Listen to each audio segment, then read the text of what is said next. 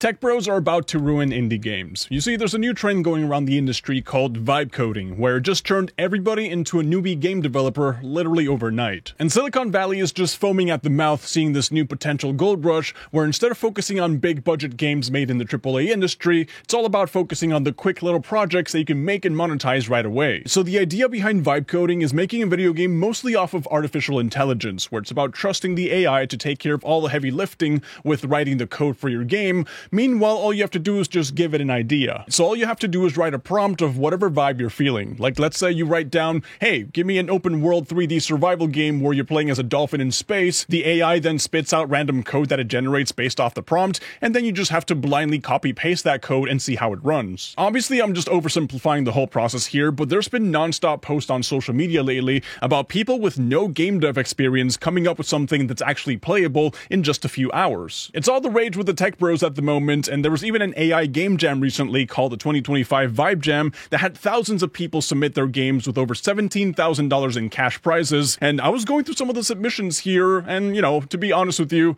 it was more funny to look at than anything else. A lot of creative projects, some of them are just knockoffs of something we already have, but you know how you can tell when images are made with AI? Like, you look at the fingers and you look at some part of the images that just blend together and whatnot. I think that's going to happen with video games too. Like, we're going to get to the point where you'll be able to play something and recognize that some AI coding was used here and there. Because every single submission that I saw from the game jam, maybe it's because I already knew it was an AI game jam, so it was like, nitpicking every single little detail, going like, oh, of course this is AI, look at that. Maybe it was that, but it just felt AI. And even though the game jam itself is pretty harmless, because I know a lot of the games that were being showcased there are obviously from people that just want to mess around and make something fun, a little creative side project that they used AI to help them build. I'm not going to give them hate or anything for it, but the problem is when you have people trying to commercialize vibe coding, they try to make a profit off of it, because that's when you get poorly made AI shovelware flooding the indie markets and tricking people into buying actual crap. That's when I see that it's a much bigger issue than just a few people making games for fun. And I mean, sure, from a developer's perspective, the idea of releasing the next Schedule 1 or the next Balatro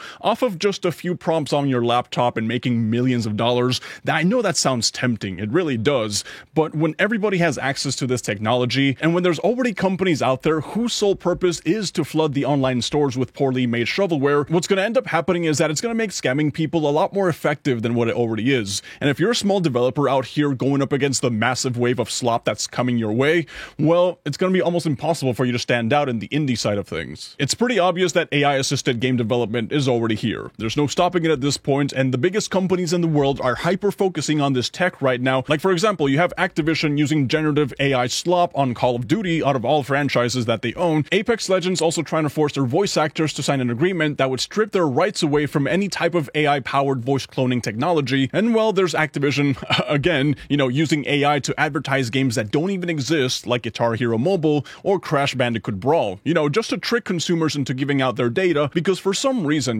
that sounds like a much better business decision than just asking people what kind of games they would like to see more of. And well, for the longest time, we thought that the indie gaming side of the industry was sort of like a safe haven from all the AI madness. I mean, sure, we would get like a couple of small projects here and there using it to pump out some crappy artwork for their banners on Steam, but there's like countless videos now popping up on YouTube about how to build your first viral AI game without even knowing how to code. Everybody's trying to sell it as some sort of get-rich-quick scheme using indie games, and now the waters are getting a little too murky in that direction too. Like, it doesn't matter where you're looking at, the technology is just everywhere. But the funny part about it is that you would think that with this sort of technological leap that just happened in the industry, the quality of video games being made would also have some sort of quantum leap too, right? Like, I thought we were going to be getting the best gaming experiences imaginable now that we have computers literally doing the work for us, but instead it feels like we're going backwards. Like, instead of celebrating the next leap, we have Microsoft, for example, boasting about how you can use Gen AI now to play Quake 2 on your browser without any single line of code. And to be honest, AI Quake 2 looks like absolute garbage. But we also got AI Minecraft that looks like you're in the middle of a fever dream. And of course, we can't forget about AI CSGO either, which looks just as bad as the rest. Like, I know it's supposed to be some sort of proof of concept that's just showcasing the fact that this is now possible, that we can now play games without any sort of code. I just don't understand why Microsoft is trying to sell it as the solution for game preservation, which is something we kind of already figured out how to do years ago with emulators. Like, why is this a topic of discussion now? It's a problem that we solved years ago. I think that just how there was that one study made by Microsoft, of all people, saying that over-reliance of AI actually affects critical thinking and problem-solving skills, we're also starting to see a regression in terms of quality in video games, because now, instead of using the AI to take video games to the next level, companies are just abusing it to cut aggressively on spending at the expense of quality. So we're getting better technology, but worse games. And now I may be 33 years old, but I'm not a fossil, okay? I know that there's some positive use cases here with AI to help speed up the development workflow, to use it for brainstorming and things like that, but when it comes to vibe coding in specific, well, the original person who coined the term vibe coding, called Andrej Karpathy, is that how you pronounce it? Maybe. He was the former head of AI at Tesla, and he had some good intentions with it too, He said that if you're just trying to whip up some little fun weekend project for yourself, or maybe set up like a prototype for an idea that's floating around in your head, then vibe coding is a great use case for it, since no one else is going to be working with that spaghetti-filled program except for you. And maybe it could also be a starting point for someone with a lot of creativity and passion that was probably struggling with learning how to code. This could be their gateway drug to get them interested. So vibe coding itself was supposed to be for personal use. It's just like when you're scribbling on a piece of paper, writing notes, going like, yeah, that looks good, but it's for me. I don't have to show it to anybody, so it's fine that it's just a terrible thing that I made. I understand it. That's what vibe coding was supposed to be. And then there's also another good example of AI being used in game development without having to be an asshole. Like for example, how Notch, the creator of Minecraft, does it. So Notch has been working on a brand new game for a while now. He says that he uses it for placeholder icons in his game, since nothing is really final yet and there's a lot of designs that are subject to change. While he uses generative AI to whip up something quick to make it look passable, Notch himself says that it's not going to be used in the finished product, and when the time comes, he'll commission an actual artist for the final pieces, and I think that's perfectly fine. So there's many different ways that you can use AI in game development without having to be a total asshat about it.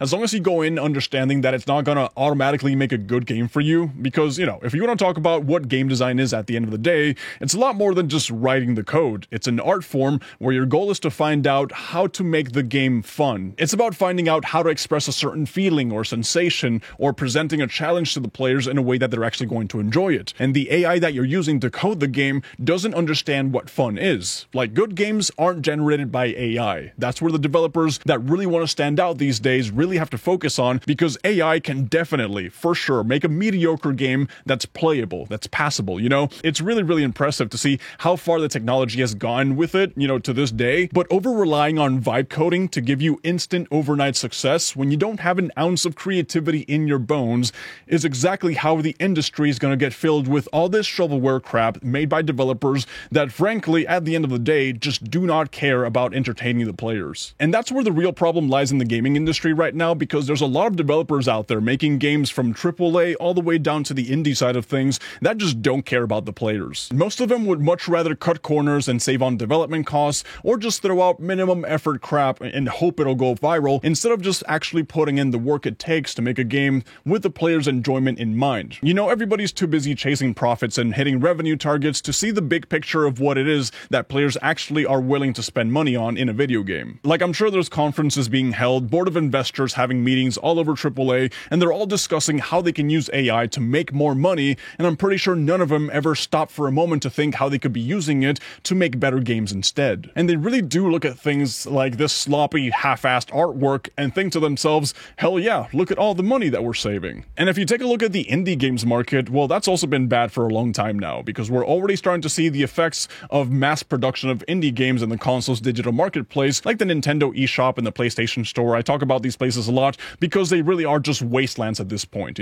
For every single indie breakout success story that we hear about, and we've been seeing a lot of those recently, I'm really happy about that, there's thousands and thousands of games that you've never heard of that they're just taking up potential discovery slots on a website that a small developer could have used to make their genuinely passionate indie game stand out. Like, the flood has been flowing for a long time now, and tech bros using vibe coding to make a quick profit are only gonna make it even worse. Because unfortunately, it's just not about the art anymore. It's not about the fun of gaming or anything. It's all a hustle at the end of the day that starts at the very tippy top with AAA, and it goes all the way down to the bottom to the indie slop barrel that's ruining what indie games are supposed to be. And I know it's a pretty depressing outlook when you think about it, but we live in a day and age in gaming where people, companies, developers, they just don't care. But it's not all doom and gloom, because that's where the few developers that actually see things things from the perspective of the players first, that's where they have the advantage. Because a lot of people in this industry tend to forget that at the end of the day, the customer's the one who holds the power in deciding whether a game is successful or not. You know, we're the ones with the money. We're the ones that can choose not to engage with practices that we see aren't catered to our best interest, and actually spend time playing games that are made for us, that are actually fun to play, you know? That's why we're seeing games like Schedule 1 go absolutely viral recently, and it's not really a hard concept to understand that if you make a game that players want to play, and you respect their time, you respect their wishes, and you respect them as an individual, as a customer, they'll be more than happy to spend money and support the development of said game. And AI coding isn't going to replace AAA developers or indie developers for that matter either, but what it will do is that it will lower the barrier of entry so that anybody can make a game. You know, which is cool if you want to make your own little side project and have some fun in the weekends, but that also means that more and more people are going to flood the Steam's marketplace with barely functional shovelware crap. And that, my friends, is why I think that tech bros are about to ruin indie games. But yeah, that's all I really want to talk about with you guys, so thank you guys for watching.